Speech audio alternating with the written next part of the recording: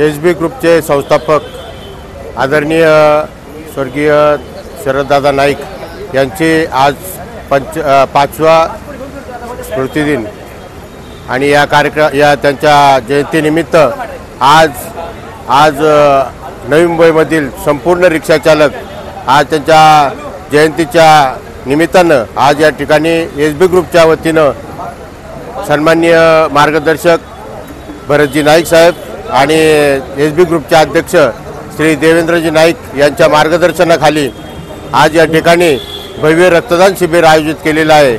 आणि या रक्तदान शिबिरामध्ये आमच्या नवी मुंबईमधील संपूर्ण रिक्षाचालकांचा परिवार आणि रिक्षाचालक संपूर्ण या ठिकाणी उपस्थित झाले आणि बहुसंख्येने आज रक्तदान शिबिर या ठिकाणी रक्तदान करत आहेत।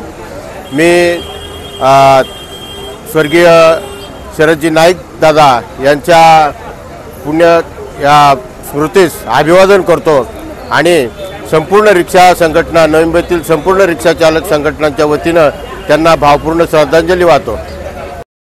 स्वर्गीय शरददादा नाईक आज यांची पुण्यतिथी या जयंतीनिमित्त मी आपल्याला सर्वांचा एकच संदेश देऊ इच्छितो की शरददादांनी जाती धर्माच्या पलीकडे जाऊन सर्वांना एकत्र करून हा एस.बी. ग्रुप हा असा एक ग्रुप तयार करण्यात आला। त्या ग्रुपमधून कुठली युनियन असू, रिक्षा असू की समाजसेवा असू, एकत्र होऊन आपण कोणती गोष्ट करू शकतो हे शरददादांनी आपल्या नवी मुंबईकरांना दाखवलेलं आहे। आणि शरददादा हे नाव नवी मुंबईत खूप उच्च स्तराला पोचलेलं होतं नाव।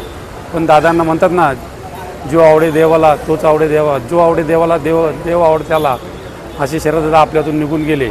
आणि ही 5वी त्यांची जयंती आहे। त्या जयंतीनिमित्त मी त्यांना श्रद्धांजली वाहतो, थांबतो। जय हिंद, जय महाराष्ट्र। आज दिनांक 13 एप्रिल 2025 रोजी आपले लाडके शरददादा यांची जयंती आहे। त्यानिमित्त आपण आज भव्य रक्तदान शिबिर असं आयोजित केलेले आहे।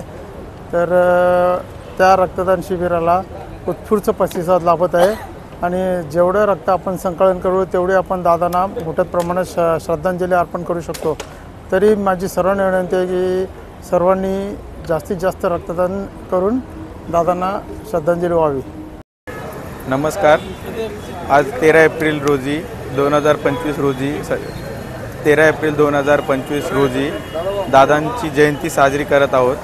तर भव्य प्रमाणात आपण रक्तदान शिबिर आयोजित केलं आहे कोपरखेरणा आणि घनसोली स्टेशन इथे आणि लोकांचाही खूप प्रतिसाद मिळत आहे। तर दादांचा नेहमी हेच असायचं की गोरगरिबांना आपण मदत केली पाहिजे। तर त्यांच्या या उद्देशाने आपण हा आजचा कार्यक्रम साजरा करत आहोत। धन्यवाद।